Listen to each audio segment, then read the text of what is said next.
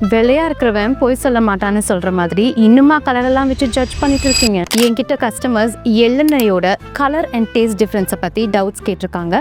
அதுக்கு உண்டான பதில்களை பார்க்கலாம். ஏன் நல்லெண்ணெய் இந்த தடவை கலர் கொஞ்சம் கம்மியா இருக்கு? அதே மாதிரி நல்லெண்ணெய் இந்த டைம் வாங்கும்போது கொஞ்சம் கசப்பா இருந்ததே. ஆயில்ல கலரோ இல்ல டேஸ்ட்ல டிஃப்ரென்ஸோ இந்த சேஞ்சஸ் எல்லாமே நீங்க செக்கெண்ணெயில மட்டும்தாங்க பார்க்க முடியும்.